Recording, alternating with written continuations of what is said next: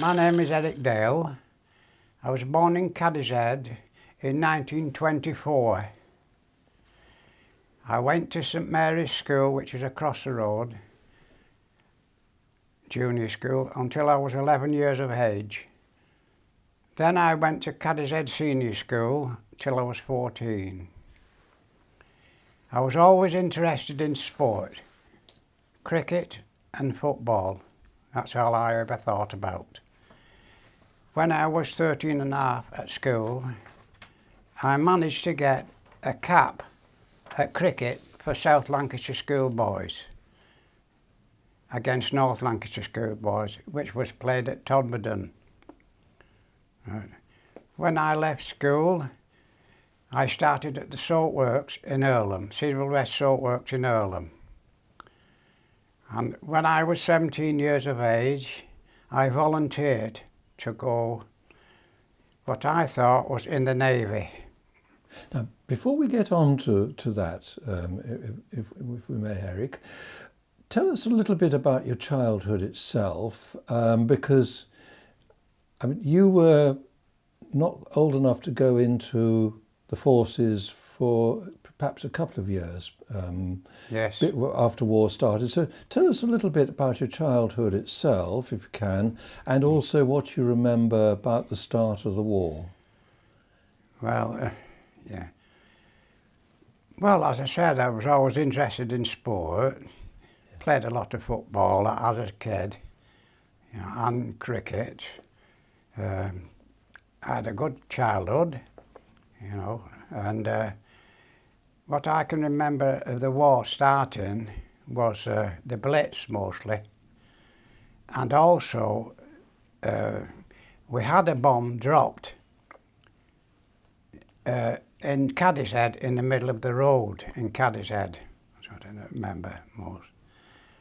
I remember the Blitz in Manchester, you know, but other than that, you know, I didn't remember much about it really. I remember D-Day and things like that. But I just had a normal childhood, you know. I suppose I had chicken pox when I was younger, but I never ailed at all. I was always interested in sport, and I'm saying it myself, I was pretty good at sport, cricket and football. I played for the school team at football and cricket, and I also played for the town team, which was Earlham and Cadishead, and I played for the town team as well at sport. Right. And as I say, I got a cap for South Lancashire schoolboys when I was 13 and a half. That was before I left school at 14. Then I went working at the Salt Works. So right. what was it like at the Salt Works? Pardon? What was it like at the Salt Works? Well, they didn't have many boys working at the Salt Works.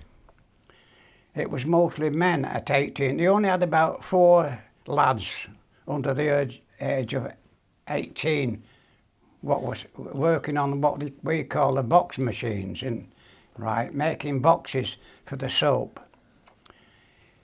My parents, my dad worked there, and my uncles worked there, my sister worked there, 2 sisters worked there, right, and I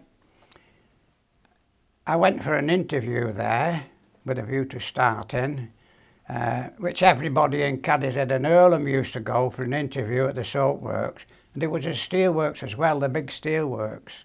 In actual fact, there were 7 workplaces in Cadishead and Earlham, right? When the war started, right, and the lads who were already on the box machines, when they reached the age of 18, they got called up into the forces. So that's when I got a job on the box machines there. Right. And when I was 17, as I said, I volunteered. I wanted to go in the Navy. Right. And I went for the medical. I went to medical to Manchester, to Dover Street in Manchester, which is adjacent to Manchester Royal Infirmary. whilst I was there, they persuaded me to go into the Fleet Air Arm. I think they wanted to build a Fleet Air Arm up at the time because 2 or 3 of my friends who also went to join the Navy at 17, like I went, right? They was persuaded to join, and it was building up to a, you know. So anyhow, I passed my medical and that, and they said, "You want to be a mechanic?" I says, "Well, I'm not a mechanic. I'm not." "Oh, well, we'll teach you all about that." So I says, well, fair enough. So anyhow, that was that. Then when I was 18, I got called up. Right. I didn't need to go for a medical because I'd already had one. And I got the first posting was to HMS Goslin, which is in Warrington actually. It's at Culcheth Way, right, which is only up the road from where we live now. Right. As a matter of fact, I went to Goslin 2. There was 3 camps in round Glaisbury and Culcheth and Risley. There's Camp 1, Camp 2 and Camp 3. I was at Camp 2 for 10 weeks. It was all marching and lectures and arms drill and all that. Getting you fit, I suppose, that's what it was. Like, as a matter of fact, the camp where I was now is Risley Prison. Right? Where Risley Prison is, that's where I went. Anyhow, from there, we got sent, not just me, about 4 or 5 of them. We went to Hednesford in Staffordshire, which was an RAF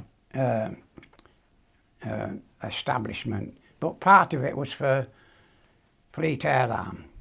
And we got taught a little bit about being a mechanic, all about drills, and I was there for a few months. And then I went back to our headquarters, which was at Leon Solent, was the headquarters. So I went there, and after we'd finished at Hednesford, and then I got a posting, my first squadron. It was HMS Tern. Now, all Fleet Air Arm bases are called after birds. So it was HMS Tern. And me and a couple of more lads, what was going there, says, "Where's Tern?" We didn't know where it was. Anyhow, it was in the Orkneys. So we travelled from Leon Solent right up to Scotland, right up to and then we went over to, we went to Thurso in Scotland. We were there one night. Then the next day we went over to join HMS Tern, and it was a sea fire squadron. It had it could land on water. It was like it was a sea fire, and that. Anyhow, I was there a few months, and I was an air mechanic. I've gone on a bit farther than I should do, really. While I was at Hednesford, we got put into different things. I was an A, which was airframes, air mechanic airframes. And there was an air mechanic E, which was engines. That's what we passed out as, what they gave us anyhow. Anyhow, I was there for a while, and then I had to go back then to Leon Solent.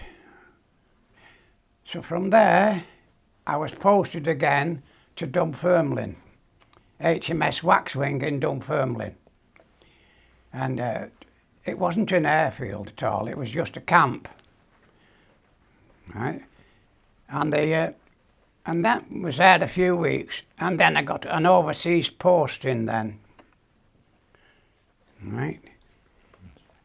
Along with 3 more lads, there was 4 of us, and we got transferred to Liverpool to pick a boat up. So we picked this boat up, it was called the Orontes. We sailed out into the Atlantic, into other ships, and for a convoy, and we was all in a convoy, right? And from there on, we didn't know where we were going to. All we knew it was abroad, somewhere warm, because the issue was with the clothing first, for where it was warm, you see. Anyhow, we went through the Med, stopped at the Suez, Port Suez. 1 or 2 got off. It was a troop ship we went on. There wasn't just sailors. There was Army and Air Force. Some of them got off at Port Suez or Port Said. I get mixed up which is one end of the Suez and the other end. Yes. We went through the Suez, and then we went into the Red Sea and then into the Indian Ocean. And we docked at Colombo. Right. So we got off at Colombo, and then I was posted then about 20 men up country to HMS Rajalia, which was a Fleet Air Arm base, where I joined 512 Squadron, I think it was called, anyhow, which was all sorts of aeroplanes, different ones. And they had 2 walruses there, so I was on the walruses because I'd been on walruses before. And from there, we was there mostly about 6 months, I suppose, something like that. And then all the squadron got moved, and they moved us to India, near Madras. And it was called, the company was called NOTU, N-O-T-U, which means Naval Operational Training Unit. And, well, from there, where did I go from there now? Well, still there for about 12 months. And what it was, they were training pilots. Instructors were training pilots, right? VE Day came, and some of the pilots who was in the RAF came to the Fleet Air Arm, and they had to be shown and taught how to land on an aircraft carrier. And every so often, we used to go onto an aircraft carrier, right, for these pilots to land on HMS Unicorn. We went on. I didn't always go. They took a certain amount of crew to look after what was. There were Spitfires, which are Seafires, which are Spitfires with a hook on, and there was Hellcats, which are American, Wildcats are American, Corsairs, which is American. All these was on the squadron I was on, kind of thing, you know. And so from there, the war in Europe finished, but we couldn't come home because the war in Japan was still on, and we was we was out there. So anyhow, when the war finished in Japan, we well, some of us got sent home. We went to Bombay to pick a ship up. Right. So anyhow, we went and we boarded the ship, which was called the Ile-de-France. It was France's biggest liner. It was a troop ship, right? So when we went out through the Med and that, in the convoy, it took a month. When we came back, we didn't go through the Suez Canal, the boat was too big. So we went round the Cape, and that took a month. I landed in Southampton, right, and we got our papers for going on leave. We didn't go anywhere. We just, when we left, we went on leave then, month's leave. So I got a train from Southampton, right, to Manchester, right. Everybody had to change a crew them days, you know, and then I got another boat. So I landed in Manchester in the middle of the night. Okay. So I went in the buffet, stopped there for a couple of hours, and then I went to get a bus then, because a number 10 bus ran from Warrington to Manchester and Manchester to Warrington. And it always, when it went into Manchester, it was, you went underneath Greengate Arches, if you know where that is, Greengate Arches. So I walked it to the Greengate Arches, and it must have been about 6:30, the first bus.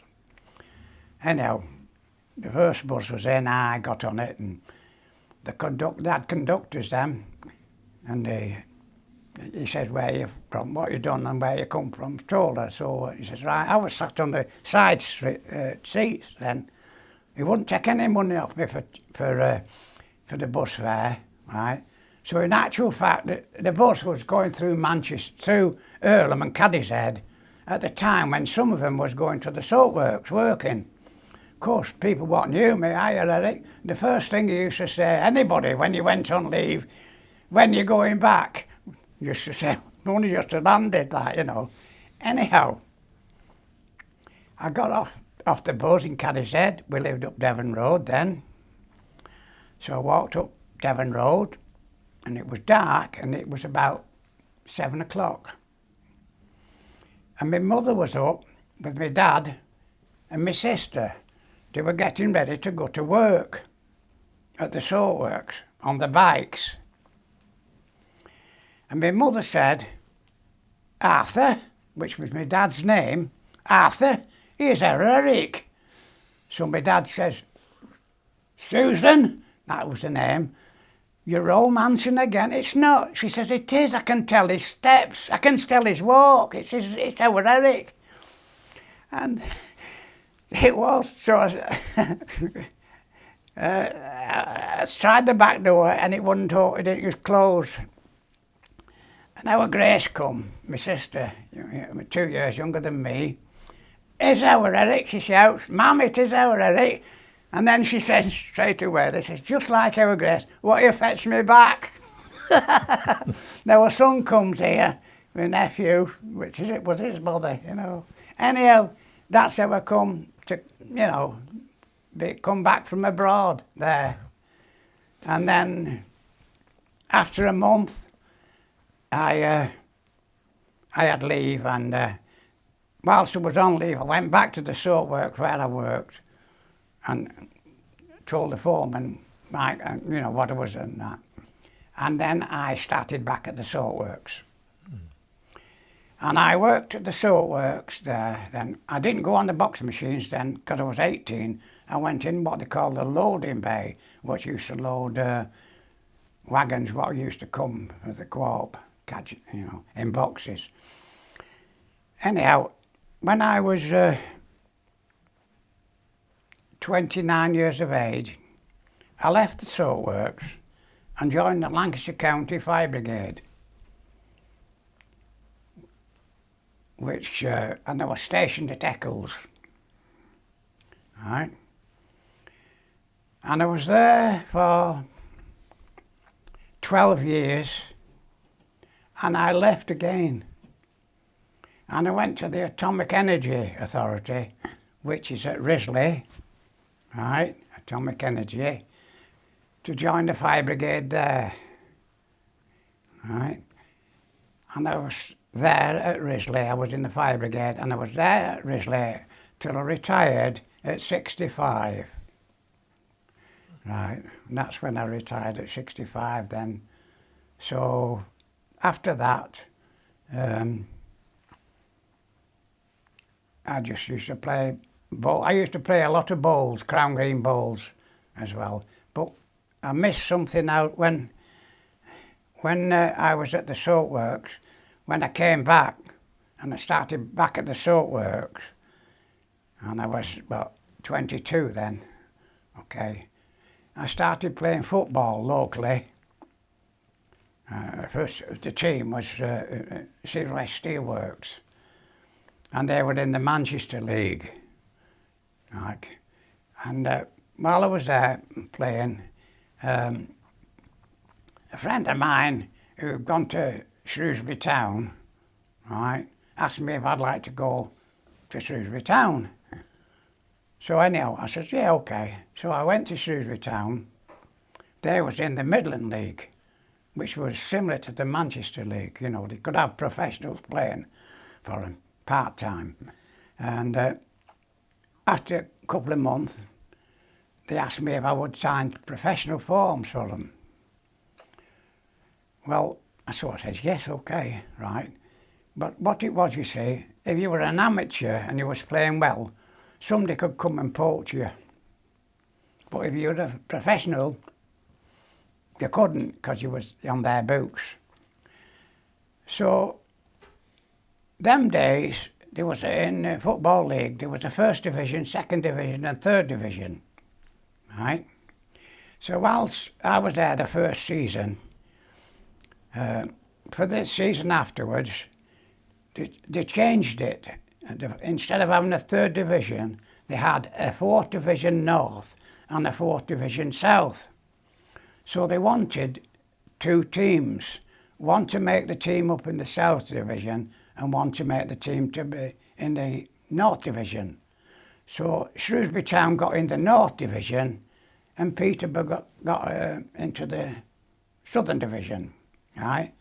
Anyhow, I got retained, and I didn't play a lot in the first team because he had a player playing who worked at Shrewsbury, or who was from Swinton, and he worked in this factory, and they got him a job there. So, and he was a very good player. I did play for the first team when he wasn't fit, but if I had a blinding game, I wouldn't be on the next week, you know. So so anyhow, I played. I got a telegram. I used to get a telegram every Friday to say where I was going to play.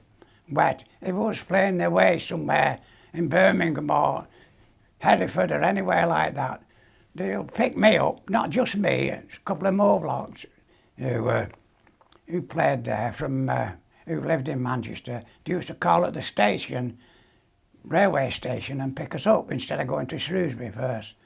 And I got this. I used to get a telegram every Friday, and this Friday I got one, and I played at Stockport County, right?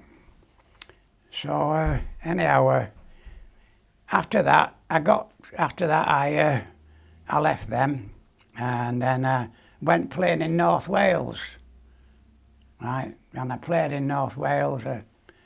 I played for Colwyn Bay, and I played for Flint Town, and then I played for Lanroos. And then I came back, and I was 29 years of age then. All right, see, and that's when I joined the fire brigade, right? So I was on shifts then, so I couldn't play then, right? Anyhow, that's me. Yeah. Now, that's a fascinating story, Eric. What I'd like to do is to go back now to some of the memories you might have whilst you were in the Fleet Air Arm. Yeah. And I mean, the place you probably stayed the longest would have been in I think it was Rajalia in Ceylon. Yeah. And you lent me quite a number of photographs from your album, and I suspect most of those were probably taken whilst you were there. I mean, Yeah. it looks as though you were playing football there. Yeah. Maybe you had a little bit of time for the war as well, but Yeah. but tell me a little bit about your life whilst you were there. what camp life was like and that sort of thing, what you were doing, any sort of funny things that might have happened whilst you were there, that sort of thing? No, there wasn't a lot really, because it was next to a little village called Putterham. You know, we used to play a team from Putterham every now and again. Next to the camp where I was, Yes. was a Italian prisoner of war camp, and next to that was the Fleet Air Arm camp.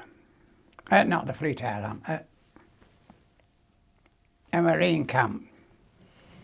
And one of the incidents, what I remember, was I was and we was billeted in HMS Radulea, but there was ordinary naval personnel in it. We only had a part of it, and I was on my bed one day, and I heard a voice say, "Is Eric Dale in here?" And somebody says, "Yeah, he's over in that bed." And when it was, and I looked up, and there was a lad who I knew from Cadishead, and he was in there. I says, "How do you know I was here?" He was in Marines, he was. So yeah. So it was. His name was Frank Arstall. He's dead now, poor Frank. But he was in the Marines, and we used to play the Marines at football, right? So this day we was going to play Marines at the Marine team, and I went up to Frank, and I says, "Frank, watch what you're doing to me, because it could be dirty player, you know." I says, "Watch it, because," I says, "I've a bit of an injury. I'm carrying it." "All right, Eric," he says. I wouldn't. "No, it's all right. I won't." So anyhow, we'd only been playing quarter of an hour, and I'd whipped round him twice and scored 2 goals. So it went into Wartime. He wrote home to his dad and saying, "We played football against, and Eric Dale played, and he's done me in." So when I came home, and we both got demobbed, then Frank, and every time we used to go dancing and all that, and Frank passed me, it used to say, "Swine." Yeah, I'll never forget it. But the point was with you know, when my mother could tell me steps, could tell me walking, hey, that was a funny one. And we were going on leave once, me and the captain of the team really, and we was going to, I have a word block now.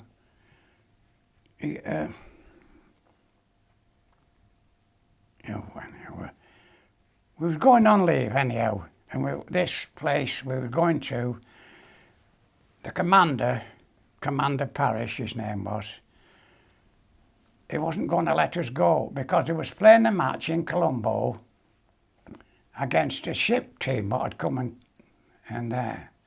So he said, "You'll have to come from where you're going on leave to. You'll have to come back to play, or else you're not going on leave." So we had to hitchhike back to to Colombo to play football against a team. Right, yeah. So, yeah. Just anyhow. whilst you were at Radulea, you told me a story earlier about the link between the River Kwai and Yes. Radulea. Can you tell me a little bit about that? Well, outside Colombo is Mount Lavinia. It's Mount Lavinia. And we used to go walking there. When I was in Colombo, sometimes we used to stop in Colombo. We used to walk down to the beaches there. And above the beach was this camp. And the man who escaped from the ridge of River Kwai, he went to Mount Lavinia, and he went over the top of the Mount Lavinia was a camp. And that's where the captain of Mount Lavinia wanted him to go back to show them the way and how to get to River Kwai to release, get them. anyhow, on the one of the things he went on the this man went on the sands with a nurse, and he was sat on the sand, and I says, I've been there. I've been there. So that's all I was saying, like I'd been there on where it was, you know. That was when you were watching the film, yes. When I was watching the film. Yes. Oh yes, nothing else. No, I didn't know anything then. It was only when the film was on, because the camp, it wasn't a camp really, but they made it at a camp above Mount Lavinia. Yes. Camp instead of, you know, where the sands was above it. They made that as a camp, and that's when the commander or whoever it was wanted him to take him back to the River Kwai. Yeah. Now, a number of the photographs you showed me show you with groups of people. There's one enormous one of the entire squadron, I suspect. Yeah. And there are others of you in the football team, others of you. There's even one of you perched on, actually on top of a sea fire. A sea fire, yes. Yeah. I mean, what was? I mean, that was a. Was that a sort of daredevil thing sitting up there, or was it? No, it was just me going up there. But another thing, what I was tell you about, the captain or the commander was called Commander Parrish. Big fella. He used to walk about, and he had a wristwatch on it. He was always dangling, and I was always with walruses, right? So this one day he came. Right, see that everything's all right inside, because it had a space inside with all tools in case it had to go searching or rescuing anything on the water. So he says, get set in me, come on, get in here. So he made me sit in next to him, because it was 2 seats he had, and I had to go with him, flying over the Indian Ocean, looking for, I don't know whether it was just a kidding or whatnot, but he says, look out, we're looking for somebody, whether he was or not, or whether he wasn't. But I was sound, and he said to me, he says, do you want to drive it? I says, get hold of it. So I go like that, and he had hold of it, but and I'm like that. So that's what I can remember, yeah. Yes. So I mean, that must have been quite an enjoyable thing doing that. I mean, right, yeah. Because he says, go to the right, so I'll put, go to the left, John. And so I just went like that, all like that. But he had hold of him, I was just, yeah. He says, there you are. Were there other highlights during your time with the Fleet Air Arm? Other things, sort of funny moments that you can think of?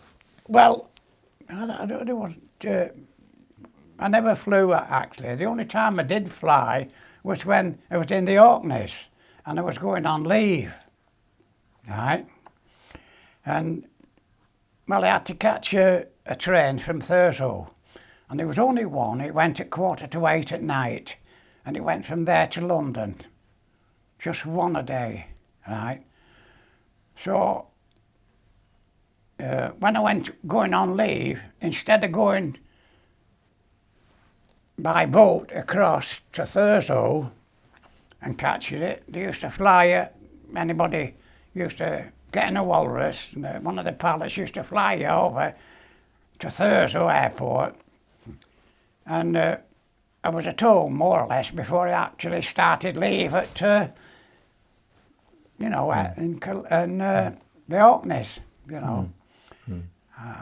And then going back, I went back and then I had to get this fishing smack over to there, and anyhow, it's all right. But what about we've talked about the happier things and so on. Were there any sort of sad or difficult moments that you can remember? None whatsoever. None whatsoever. No. Yeah. Gee, I never was in any action at all, you see. You know, it was a shore base and things, and that's all. Yeah. But your responsibilities were for the outsides of the aircraft, weren't they? Yes, was the outside of the aircraft. Yeah. What did that?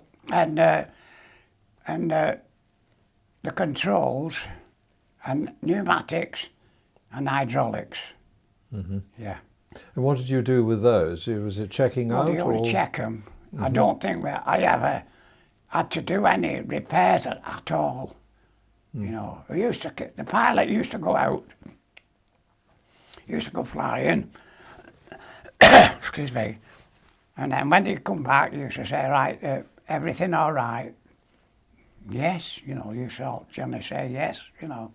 So we're all right there. You didn't get much, because it was only for training. Yes. Didn't go in any action at all. It was just a training. Mm. Yeah. You're right. In your service record, which you very kindly showed me, one of the places that I think you visited, which you've not really mentioned, but I think it was only for a couple of months, and that was Bombay. Bombay? Yes. Yes.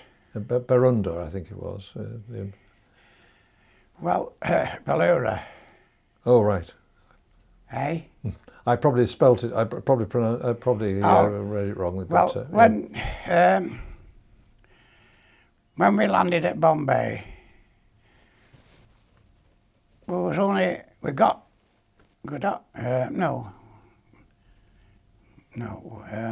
landed in Colombo. Then when we moved to Madras and was coming home, we came to Bombay, but the ship wasn't there.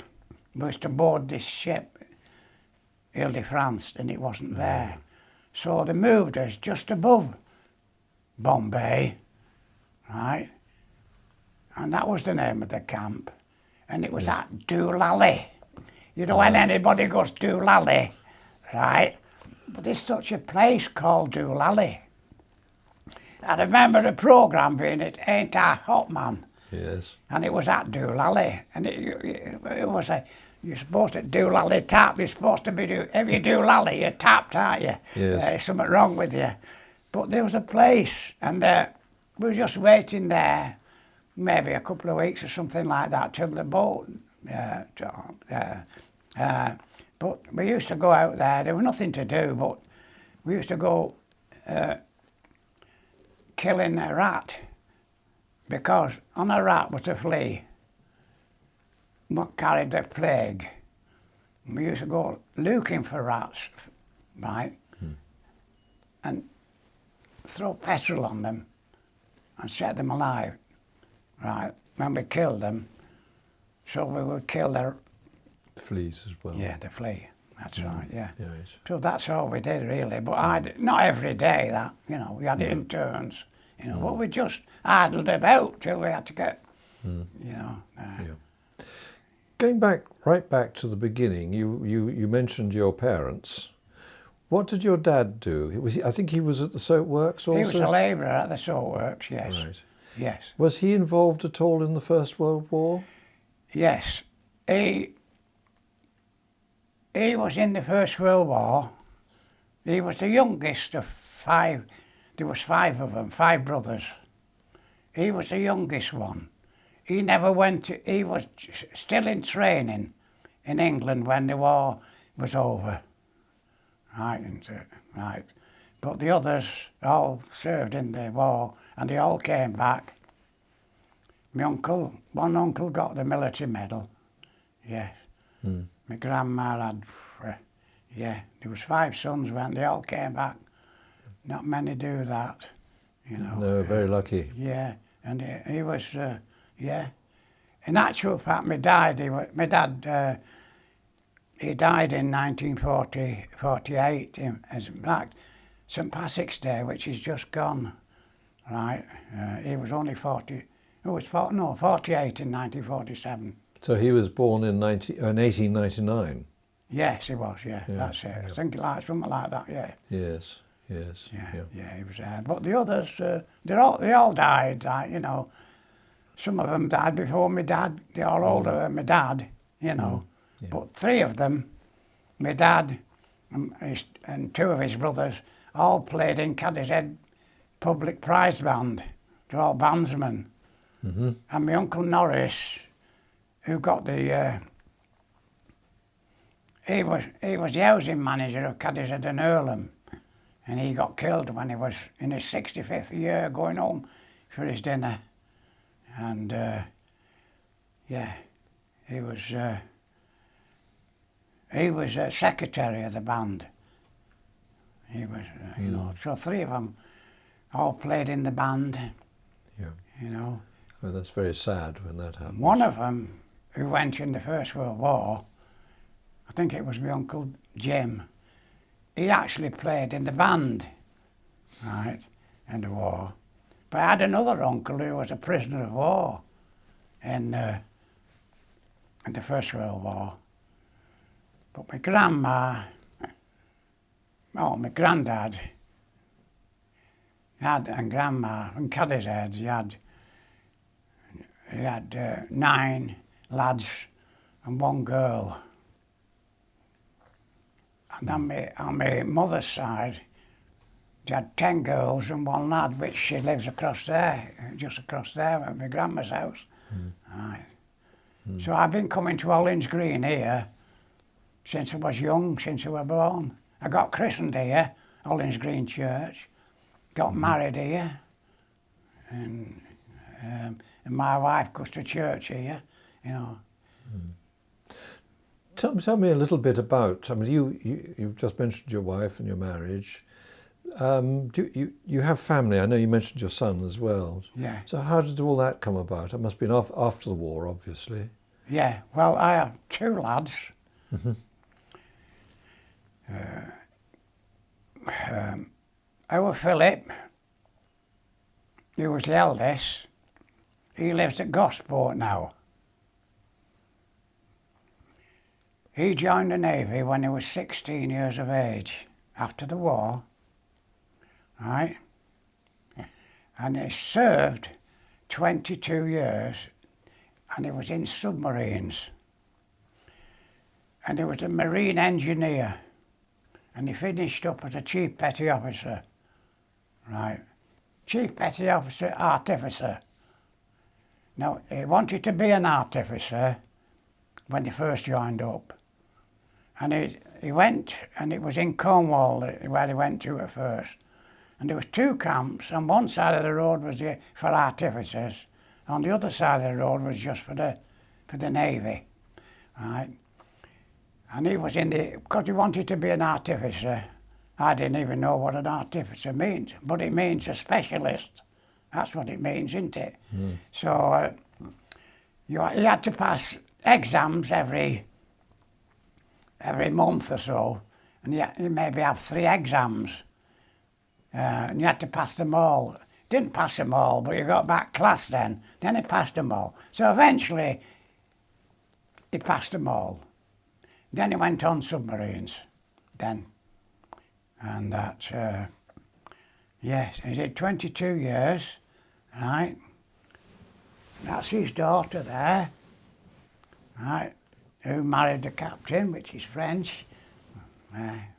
And he lives at Gosport. He came when he done his service there in the Navy.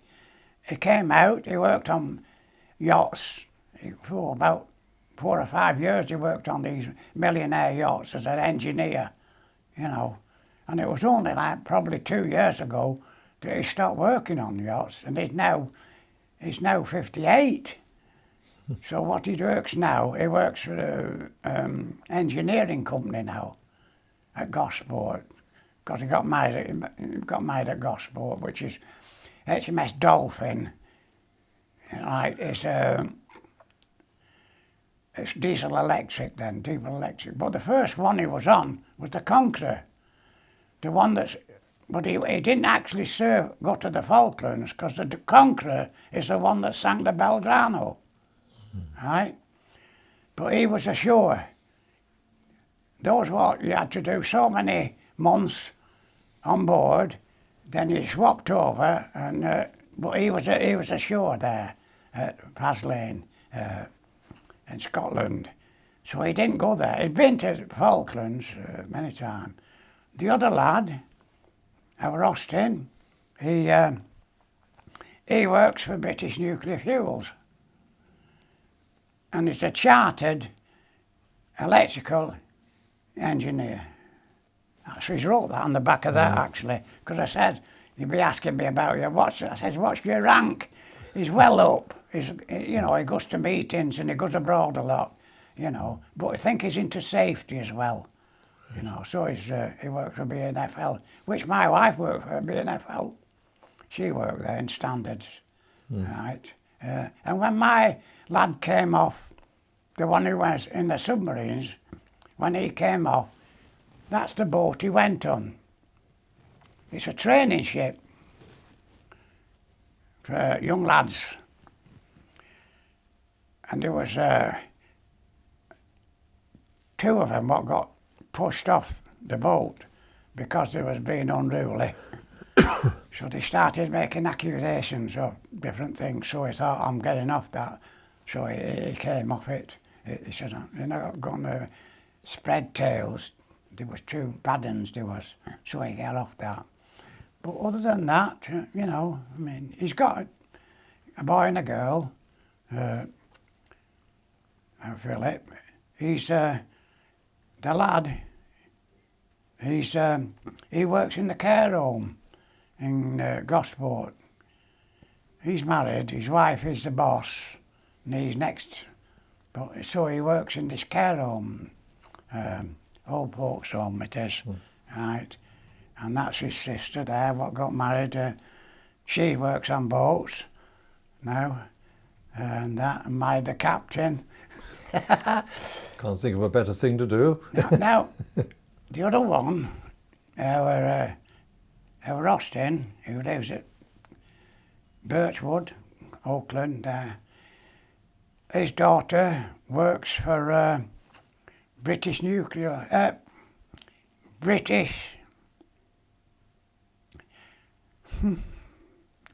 Medical Corporation at Manchester.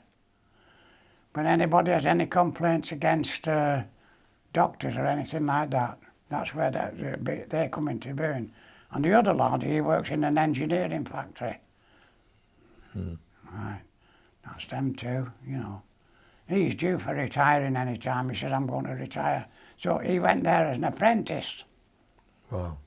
When he was an apprentice there, at 16, when he came, he was at grammar school and that. So he, at Urmston Grammar School he was at, and he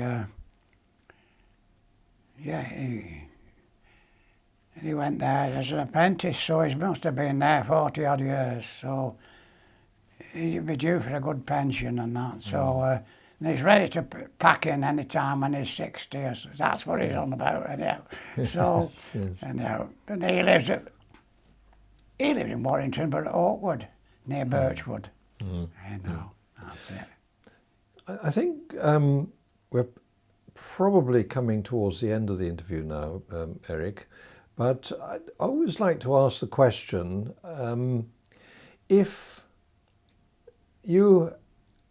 what would be your advice to someone growing up in the new world, if you like? Do you have any sort of philosophy on life at all? I mean, it's quite a tricky question, this one, but sometimes people come up with quite interesting ideas. Well, what would your advice be? Well, if I was a young lad now, I would, and couldn't get a job, which I didn't, and they're fed up with the job, what they've got or anything, I wouldn't hesitate to tell them to join the forces, because they can join the Air Force, they could join the Navy, could join the Fleet Air Arm, they could learn a trade in there, and then when they come out after doing a certain length of time, you know, they've got the qualifications then to get another job. I wouldn't hesitate to that. I wouldn't hesitate anybody to join the fire brigade. Mm. You know, I wouldn't. I'd just, you know, I'd say, you join the fire brigade. You know, it's a pensionable job, and you know, make a man of you.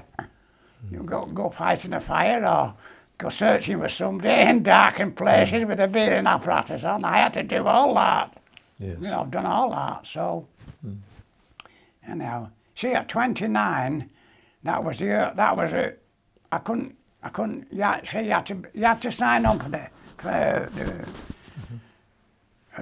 to be a fireman at 29, because you had to get 25 years service in, so you had to finish at 55. Yeah.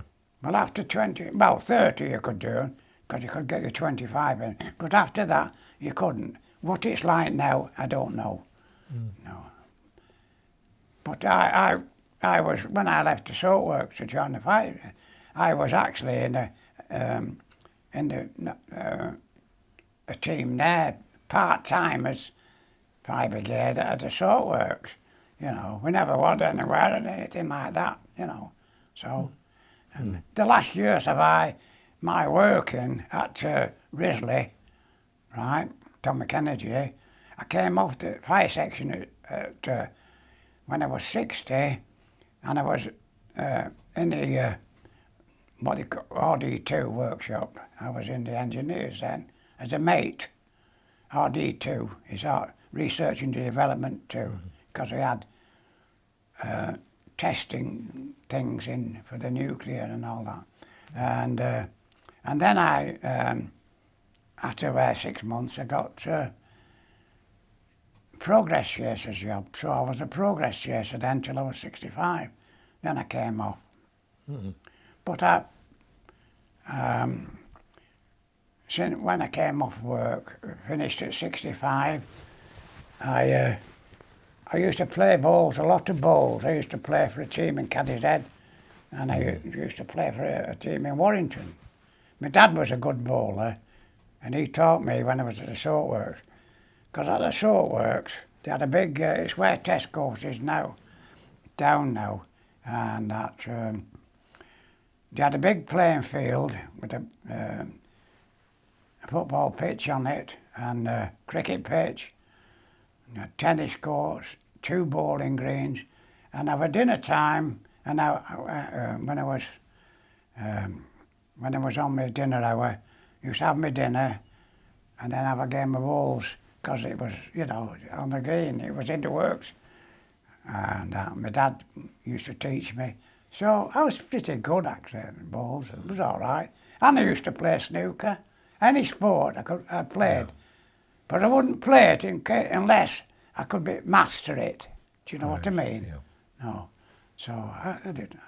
I played John Spencer, who was the world champion at one time. I played him at snooker when I was a member of the Cadishead Conservative Club, and they used to come every so often to the clubs, and they come to Cadishead cons, and so about 2 or 3 of us played him, and then they used to have a raffle, a queue, and it was for charity. It was for, yeah, it was a charity thing. It was, and you used to raffle a queue, and that was it. So I played them, but you know.